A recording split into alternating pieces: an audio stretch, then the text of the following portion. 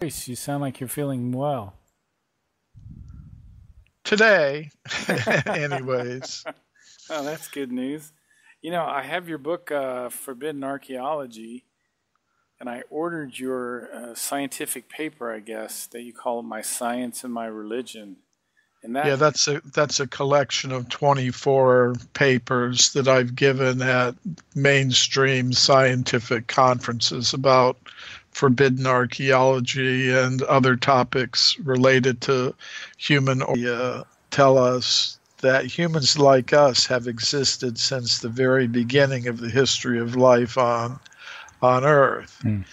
And when I first learned of those accounts, I had to think, well, should that be accepted as just some kind of mythological concept, or is there perhaps some physical basis for it? And that's what got me looking into the history of archaeology. Mhm. And when I looked into the history of archaeology, I found that there are many cases of archaeologists, geologists, paleontologists, and other scientists who dig into the earth, finding human bones, human artifacts, human footprints going back many millions of years. So I collected all of those reports in a book of mine called Forbidden Archaeology. Mhm. And yeah, some people might be surprised that I'm able to speak about these things at scientific conferences. I'm not saying that every scientist who hears what I have to say agrees with me. Most of them don't.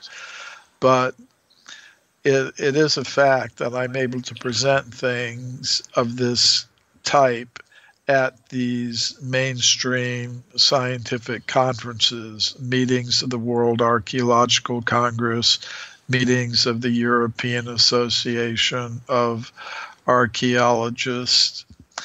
So people could either look at my book like Forbidden Archaeology or The Hidden History of the Human Race, the abridged version of Forbidden Archaeology, or if they want to see how I present this kind of evidence for extreme human antiquity at scientific conferences, they could look at my book, My Science, My Religion, in which I collect many of the scientific papers that I've presented at major international scientific conferences.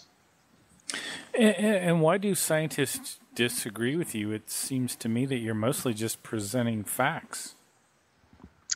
Well, I'm very open about the spiritual inspiration for my work. I'm very open in stating that a lot of my ideas are inspired by my studies in the ancient Sanskrit writings of India. And, for many in the scientific world, they think that you have to keep your spiritual or religious ideas completely separate from any of your scientific ideas. They think those two things should be kept totally apart.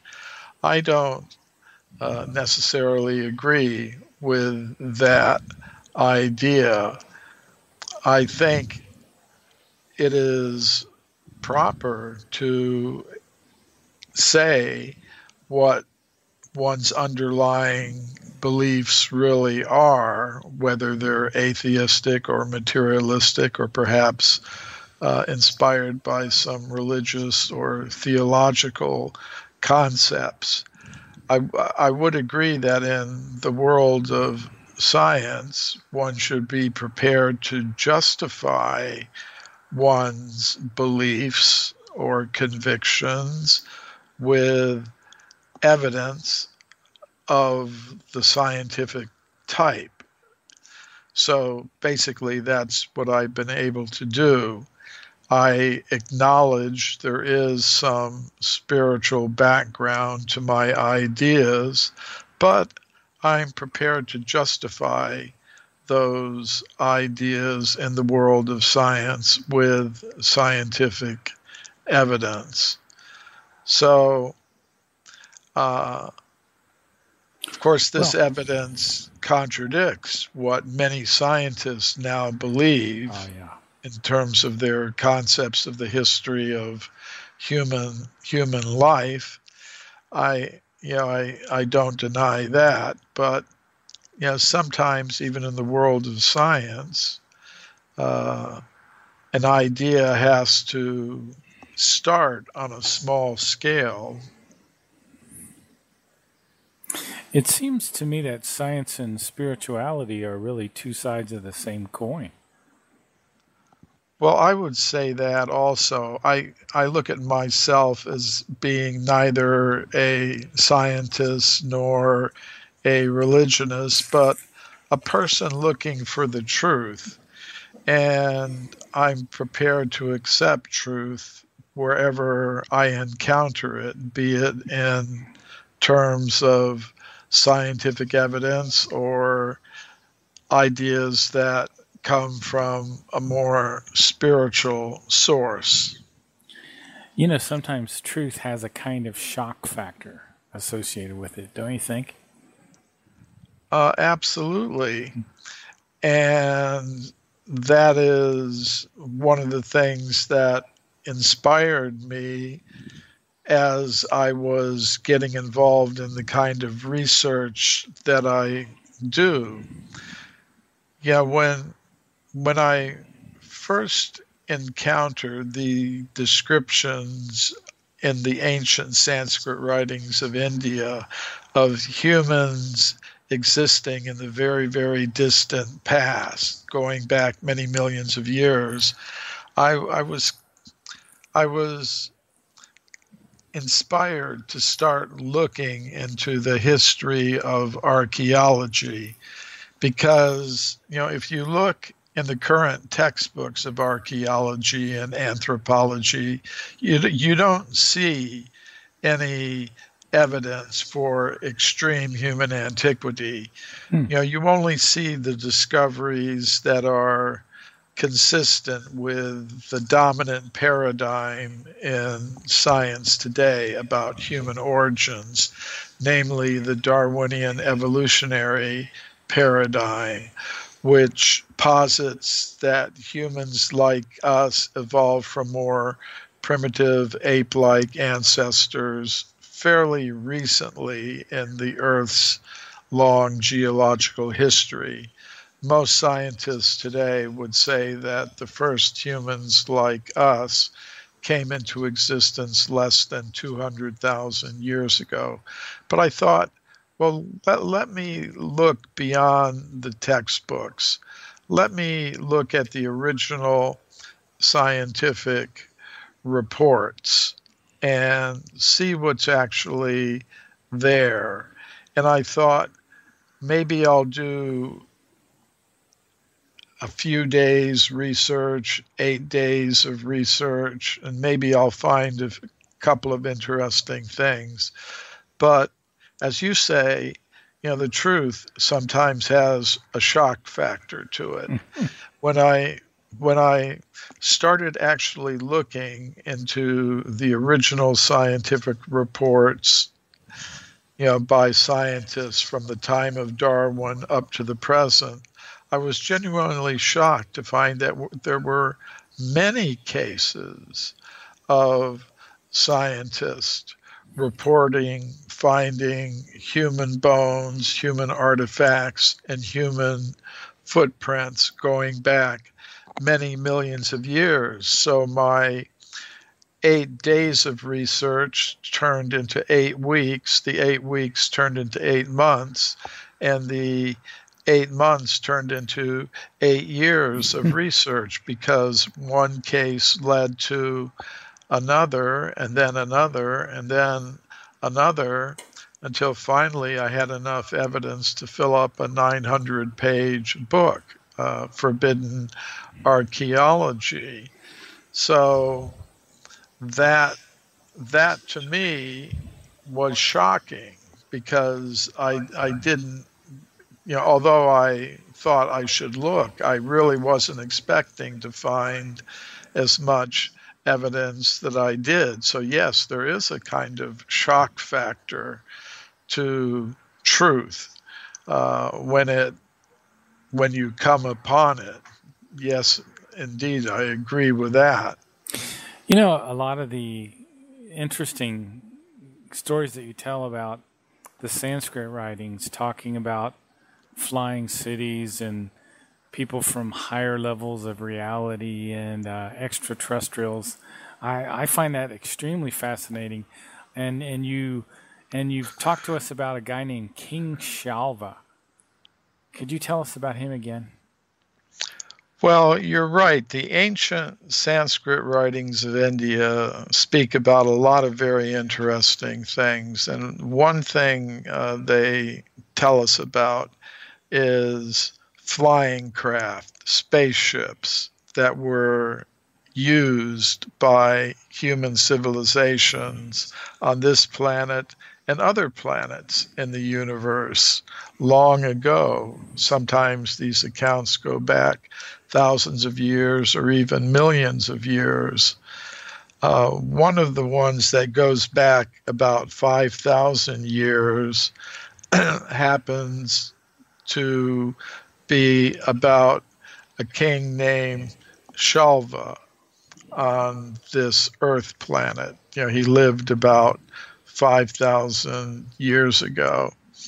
And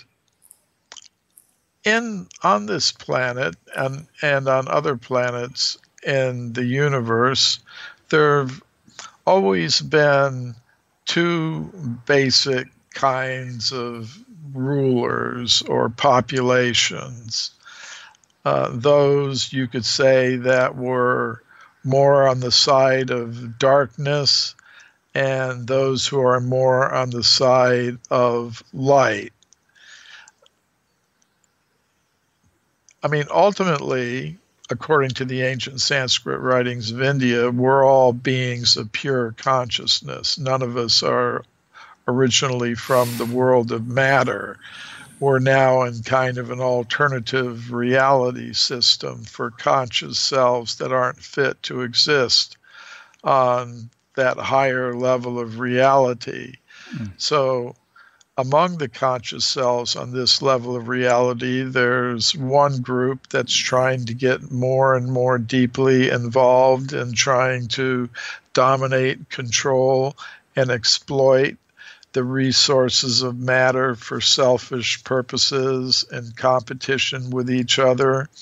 And they engage in all different kinds of activities that are of that nature. So King Shalva was in that group. On the other hand, there's another group of persons within this world who are trying to understand their nature as beings of pure consciousness. And their attitude towards matter is, let's try to satisfy our material needs in the most simple, natural, efficient, fair, and equitable way possible, while putting most of our human energy into developing the resource of consciousness. So these two groups have always been in conflict with each other.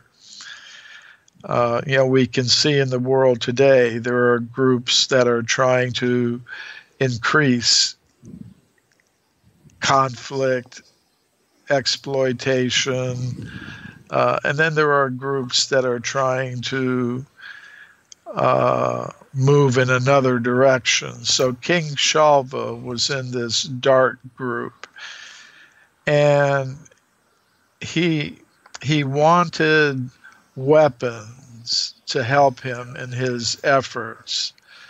So according to the ancient Sanskrit writings of India, there's life not only on this planet, but on other planets in the solar system and throughout the universe. And there are even different levels of reality in the cosmos, different dimensions of nature. And they're all inhabited, and basically you can find these two groups, those on the side of darkness and those on the side of light, throughout the cosmos and at higher levels in the cosmos. So this King Shalva was in touch with Maya Danava, who was the engineer of the forces of darkness at higher levels in the cosmos. And this Maya Danava manufactured a flying machine for King Shalva. It was made of metal, and it was delivered to King Shalva. So he used this spaceship that he got from Maya Danava, the engineer of the forces of darkness in the universe, and he used this airplane to attack the city of Dwarka, which was one of the cities occupied by the forces of goodness and light. You could say it was the city of Lord Krishna, who, according to the ancient Sanskrit writings, is the supreme conscious being.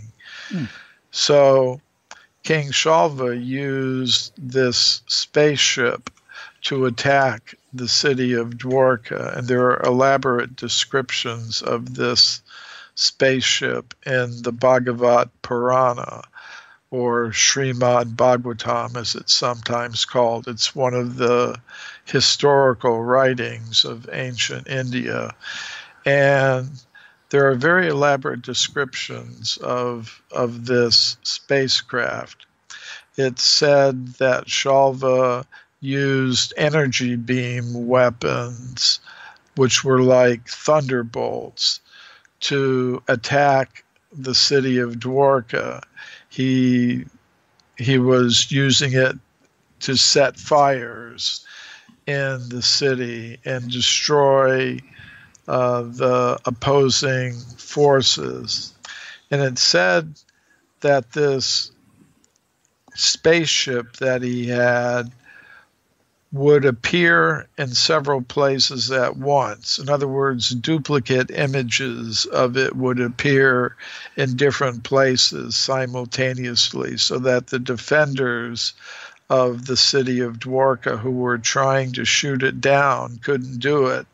And in that sense, this spaceship possessed technology reminiscent of modern military technology, whereby a military that's attacking another country with warheads from missiles, that come in from outer space. They design the warheads so that they can project false images to the enemy's radar systems that are trying to detect it.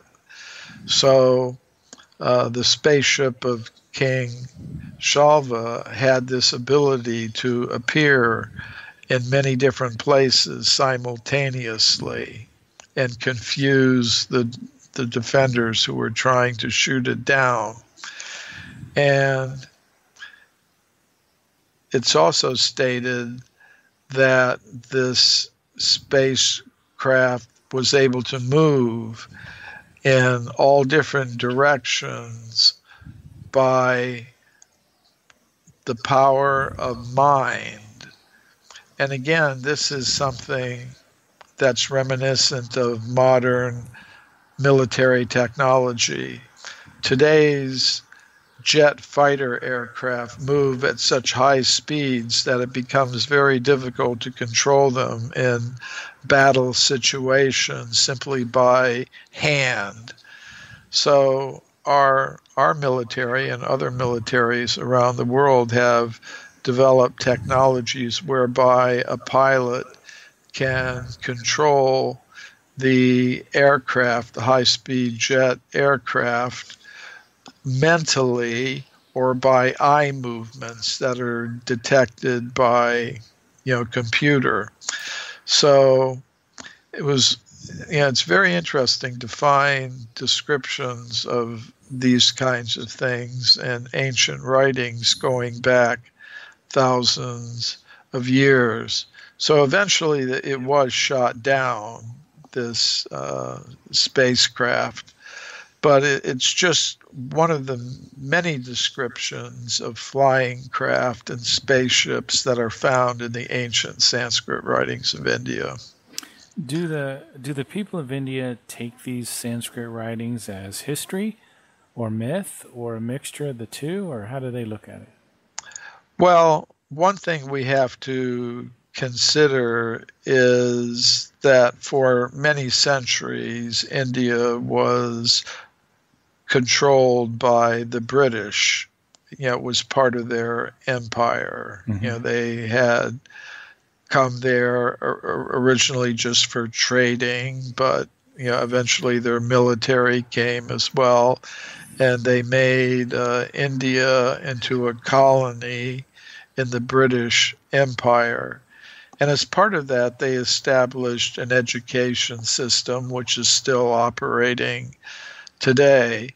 So you find a variety of opinion in India about these things. There are large numbers of people who take very seriously the accounts of human history and human civilizations and advances in technology that are described in the ancient Sanskrit writings, especially the Puranas or the histories. Also the epics like the Ramayana and the Mahabharata. Mm-hmm. They contain descriptions of weapons resembling modern nuclear weapons. They were called Brahmastras. They contain accounts of flying craft. They were called Vimanas. They contain all kinds of information like that. So there's a segment of the population that accepts these things very literally, but you could also find segments of the population that regard such things as mythological. It's kind of hard to believe people could just make up stuff like this. It seems like you would have had to have a different frame of reference even to be thinking of extraterrestrial craft and holograms and flying cities and all this amazing technology if they didn't see something. Well, that's the way that I certainly look at it. The ancient Sanskrit writings of India, the Vedic literature, is a repository of all kinds of knowledge. The most essential part of it is understanding the real nature of human life. I mean, today, most scientists would say that a human being or any other living thing is just a machine made of molecules. And as far as consciousness and mind are concerned, those are just temporary byproducts of bioelectrical activity in the brain. And most scientists today would say when the chemical reactions in the brain stop at the time of death, then there's no more consciousness, no more life, nothing. There's nothing. You just evaporate into nothingness. So Weird. the ancient Sanskrit writings of India have a different idea about consciousness, that it has its own independent existence apart from matter. They would say consciousness is not produced by chemicals in the brain. Consciousness does not evolve up from matter. Rather, consciousness has its own independent existence. It's neither created nor destroyed, but it can come into contact with matter and become covered by it. But then, if consciousness identifies with the temporary covering of matter, that we call a body, then it experiences some discomfort, because if you identify with something that you're not, then you get into feelings of discomfort. And the purpose of life is to restore, according to the ancient Sanskrit writings of India, the purpose of life is to restore consciousness to its original pure state, free of its contact with matter. So that is the most essential truth, that can be found in the ancient Sanskrit writings of India. And of course, this idea that consciousness has its own independent existence means that at the time of the death of this covering that we call the body, the conscious self continues to exist. Now, if it has some material desires remaining, unfulfilled material desires, then it will get another material covering. I think before we were talking a little bit about reincarnation.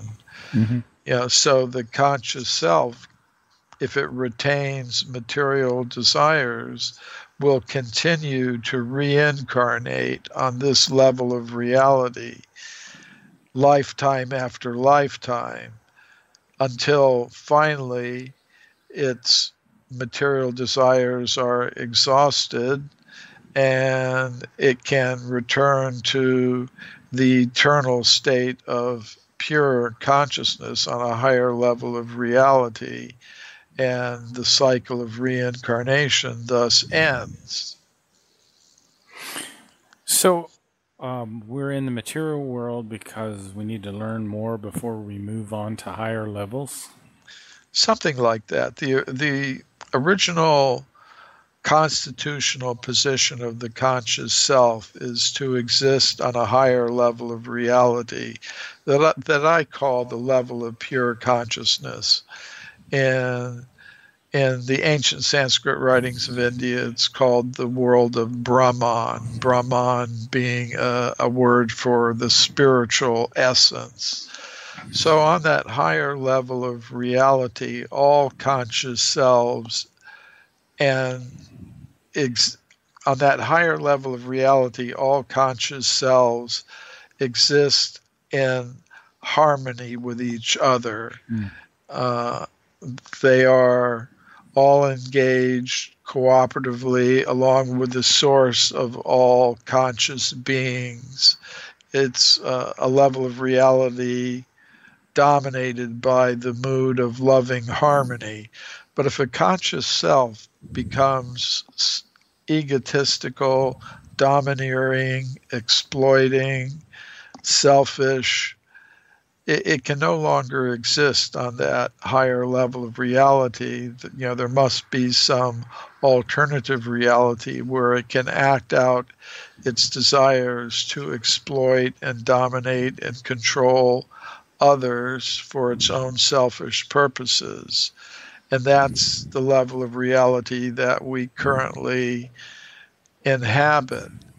And we're confronted with two choices. We can get more and more deeply involved in attempts to dominate, control, and exploit others, or we can try to understand that we're all beings of pure consciousness. There's no need to divide ourselves up into so many competing groups.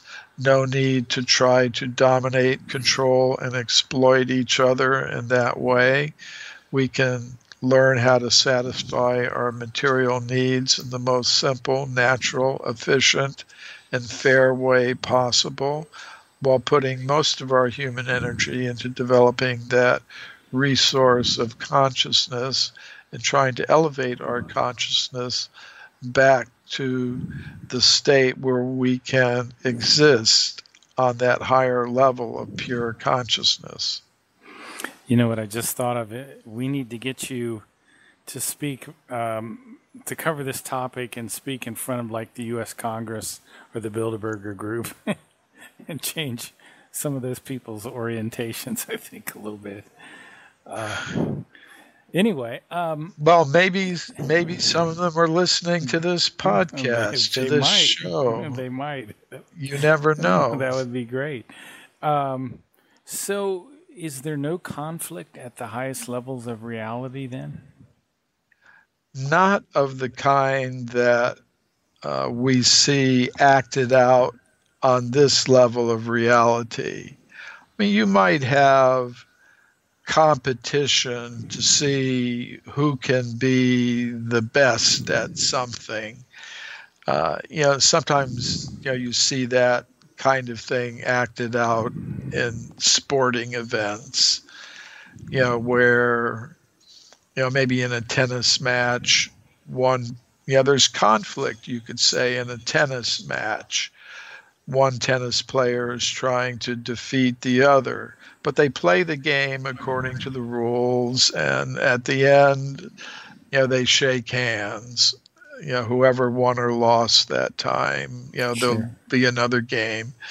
But it's not like, the kind of vicious competition and conflict that we observe in so many different ways. We see conflict among individuals, murders and things like that, conflict among genders, conflict among classes, conflict among races, conflict among nations, conflict among religions even, that is not of the type of, let's have some like a sporting event where after it's all over, everybody shakes hands and goes on. But I mean, really vicious conflict. I don't want to get into the details of it because we're all familiar with it. We see it all around us, happening on so many different levels. But on that higher level, there can be competition, but it's a friendly sort of competition. Mm-hmm. Did you say that the Lord Krishna lived on the earth at one time? In the ancient Sanskrit writings of India, there's the concept of avatar. Avatar. There was a Hollywood film called Avatar once. Right. But that's a Sanskrit word, and avatar means one who comes from a higher level down to a lower level. And in this case, especially for the purpose of giving enlightenment and knowledge.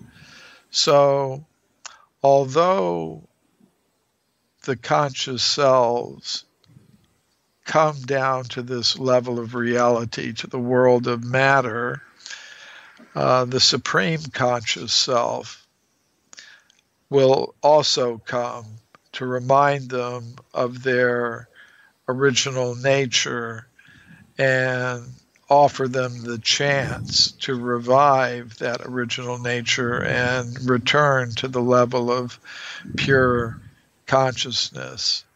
So that same concept is found in many different spiritual traditions. It's there in Buddhism. They have the idea of bodhisattvas. enlightened beings who come to this world. It's there in Christianity. It's there in Islam. It's there in most, ancient wisdom traditions. The idea that although we are in this world of matter, the higher being, who is our source, original source, makes some effort to communicate with us, even though we've departed from our original position. So yes, according to the ancient Sanskrit writings of India, the supreme conscious being, who has many names, one of them being Krishna, does come to this world.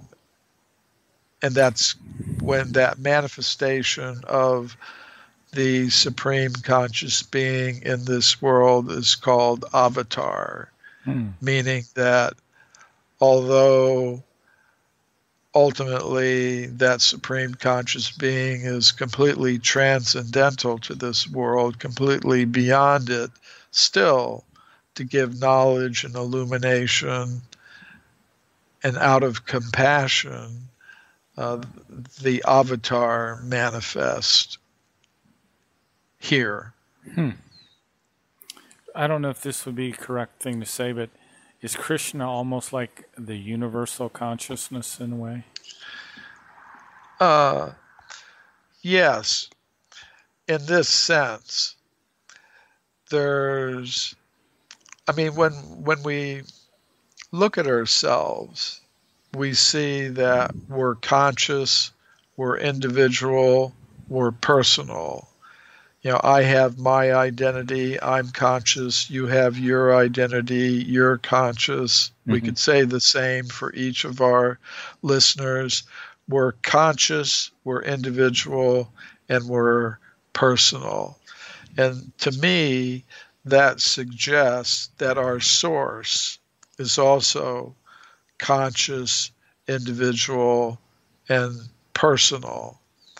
So that original conscious, individual, and personal source of us all is given in the cosmology of the ancient Sanskrit writings of India the name Krishna.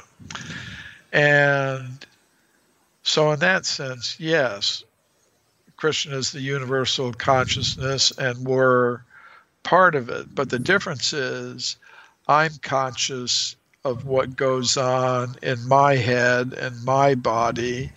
You're conscious primarily of what goes on in your head and heart and body. Everyone, each individual is conscious of what goes on in their head, heart, and body. But Krishna is conscious of everything that goes on within all of our hearts, heads, and bodies. So in that sense, you could say the consciousness of Krishna is universal. So in each lifetime where we reincarnate, do you think our personality is a little different each time because we grow up with a new set of influences and we're in a different time and a different environment in the next lifetime? So it's almost like we're kind of a different person in each lifetime, in a sense. Would you agree with that or not? In a sense, I agree. And I would explain it like this.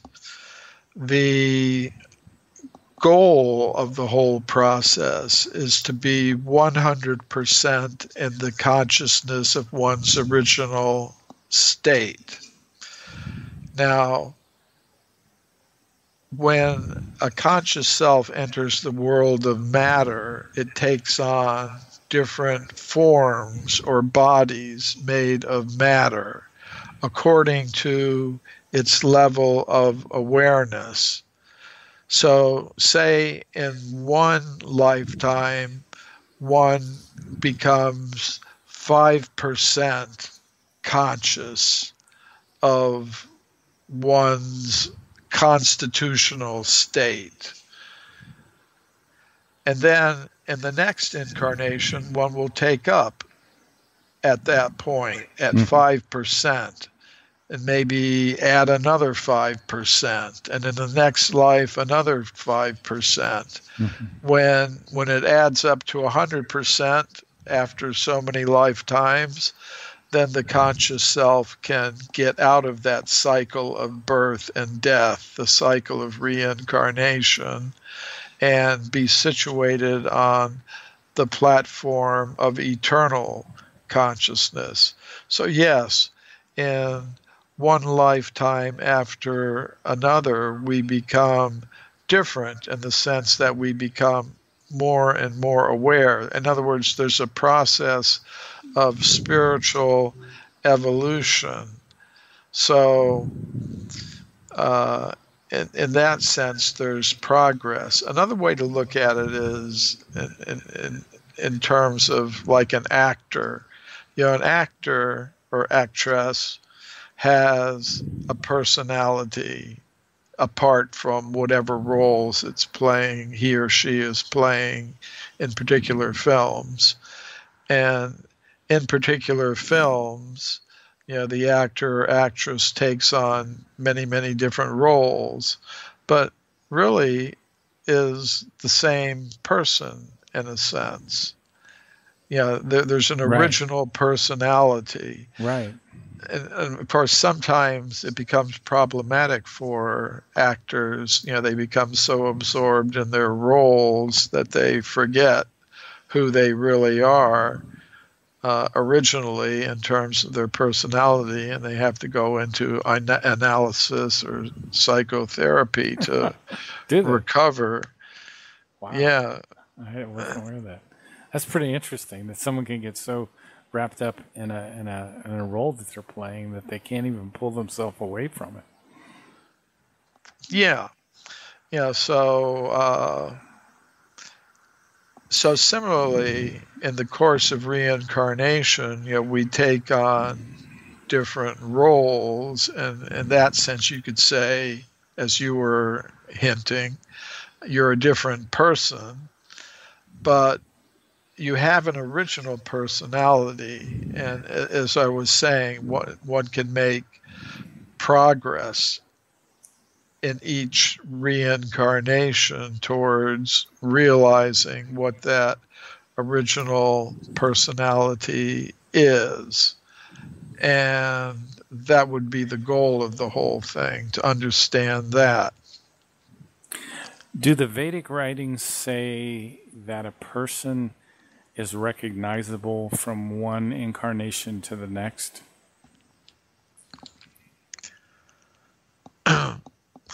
Somebody has to keep track of the person, yeah. So, I mean, if there's some system in the cosmos for overseeing the progress that conscious selves make lifetime after lifetime. And it's just like, if you're in a frequent flyer program, for airlines, somebody's keeping track of your progress, to gold status or platinum status or million-mile status. So there is some system in the cosmos for maintaining oversight of, this conscious self is now in this position, and in the next life it's in that position, and it's acquired this much knowledge or realization. And when you've acquired enough, then you get the privileges of the status of being freed, from, the cycle of reincarnation. So yeah, there's some system arranged by the Supreme Conscious Self for tracking, you could say, each conscious self in its journey through the cycle of reincarnation. Do you think they would be physically recognizable? In other words, could you look at, person A when they lived, say, from the year 1000 to the year 1100, and then the person comes back, maybe in the year 1300 to the 1400, and do you think that there would be a similarity where you could say, hey, these two people look alike? Do you think that sort of thing happens?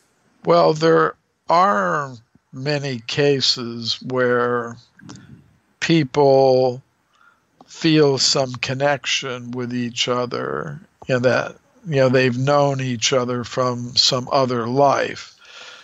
Now, how they recognize that exactly, I'm not completely sure. Mm-hmm. According to the ancient Sanskrit writings, each conscious self has its original form of pure consciousness. It's called the Swarupa. Rupa means form, Swa means self. Or, so it means you have your own real form. Just like, the actor may play many different roles and be made up in many different ways. And if you knew the original form of the actor, what the actor looked like without all the makeup and the big nose stuck on and wig and everything, you might be able to tell, oh, yeah, that's this actor. Mm-hmm. In this costume, the same actor in another costume. But that would depend upon your knowing the original form. That's interesting. That's very, very interesting. So the problem with most of us now is we can't perceive the real form of the people in our lives. We don't see that. And I mean, that's, because any material form, it comes into being, it persists for some time, and then it is destroyed. It disintegrates. Like in this lifetime, I started out as a little baby, I became 5 years old, I became a teenager, I became a young adult, I became a middle-aged person. Now I've kind of entered into the elderly stage. So if somebody were looking at me, just looking at the body, they wouldn't be seeing the real self. And, sometimes it takes some shocking event for a person to understand I'm not really seeing my friend or my husband or my wife. Sometimes the shock comes there at the wake or the funeral, where you see the body being either lowered into the ground or put into the crematorium or whatever. And then you realize I never really saw the person that I loved. So sometimes we have to understand who is the person really in their original form of pure consciousness that is animating this material body that I now see before me, because that material body is only going to last a certain period of time, and then that conscious self within that body is going to go somewhere else. Now, it could either go back to its original form of pure consciousness, if it's qualified to do that, in which case, if you were able to perceive that person on that level of reality, it would be an eternal experience. It wouldn't ever change. But if we're talking about perceiving that conscious self in its original form, when it's covered by some temporary material form, that's another thing. Now, there are personalities who can do that, but they would be persons of a very high level of spiritual awareness that would be able to perceive the identity of the conscious self that may be in the body of a dog or a cat or another human being. It's a very high level of awareness to be able to do that, but it's possible. That's very interesting. So I know we're running out of time here. I don't want to keep us too much longer. How do the yuga cycles play into all this reincarnation we've been talking about? Like right now, we're living in the Kali Yuga, which I think is the age of darkness, right? Yes. Yeah. The time concept of the cosmological writings of ancient India is cyclical. And we're all aware of cycles. There's the day-night cycle. During the day we do certain things. During the night we do other things. We're aware of the cycle of the seasons. In the temperate areas of the world, there is spring and then summer and then fall and then winter. And in the different seasons, we adapt our activities. We wear different types of clothes. We do different kinds of sports. We do different things according to the season. But, the ancient people of India were aware of even larger cycles of time, and they were called yugas. And basically, there's a cycle of 4 yugas. The cycle starts with a golden age. It's called the Satya Yuga. And in that age, people are very spiritual. They're very unified. In the next age, called the Treta Yuga, people become a little bit materialistic. They begin dividing themselves up into classes and groups and living not so close to nature. They start living in cities. And then in the next stage, called the Dwapara Yuga, things deteriorate a little bit more. And there's organized conflict, wars, and things like that. Economic development going on in a big way. People have become a little bit less spiritual. And then finally, there's the age of Kali, which we've entered now, which is described in the ancient Sanskrit writings of India as being a time of ever-increasing social and environmental disturbance and degradation. And we sort of see that playing out around us in the world. But it's also an opportunity. Say just because it's raining, it doesn't mean you have to get wet. Mm-hmm. So yes, we may be in an age of darkness where there's more and more hypocrisy. I mean, there are elaborate predictions in the ancient Sanskrit writings of India of what the age of Kali will be like. It says to get justice, you have to have money. Governments will exploit, their people and make them very unhappy.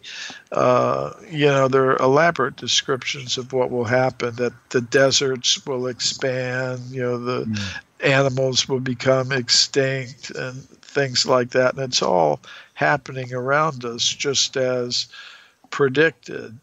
But as I said, just because it's raining, it doesn't mean you have to get wet. You can shelter yourself, you can shelter others, and make use of the opportunity to try to become completely self-realized, realize one's eternal nature as a being of pure consciousness. Well, Michael, thank you again for a fascinating show. I want you to have some time to tell people again about your books and anything else you want to mention. Okay. If people are interested in my work, they can go to my website, mcremo.com, mcremo.com, and there they can learn about upcoming interviews, upcoming lectures in April 2018, from April 12th to April 15th. I'll be at a conference in South Africa called the Ubuntu Conference, organized by Michael Tellinger and some other folks there. So if people want to learn about my upcoming speaking events, they can also check out the website, the schedule link. And people can also learn about my books on my website. Of course, there's the classic Forbidden Archaeology with cases of archaeological evidence for extreme human antiquity. Then there's my book, Human Devolution, a Vedic alternative to Darwin's theory. And in that book, I talk about the nature of the conscious self, how we don't evolve up from matter. We devolve or come down from spirit or the level of pure consciousness. I talk in that book about the evidence for a conscious self that can exist apart from the body made of matter. I get into the whole topic of reincarnation, as we've been talking about on the show. And my most recent published book is My Science, My Religion, which is a collection of papers that I've presented on these topics at mainstream scientific conferences. So if people are interested in learning more about my work, they can go to that website, mcremo.com. And if they go to the order page for a book, they'll find a special offer that anyone who gets a copy of my book, My Science, My Religion, will also receive a free copy of Bhagavad Gita, which is one of the most widely read books from the ancient culture of India. So that free offer is there. If anyone buys a copy of my latest book, My Science, My Religion, they'll also have the opportunity to request a free copy of the book Bhagavad Gita, which is one of the inspirations for my work. Thank you. I appreciate talking to you. It's been a lot of fun, as always. Okay. Have a good evening, Michael. Okay, thank you. Bye-bye.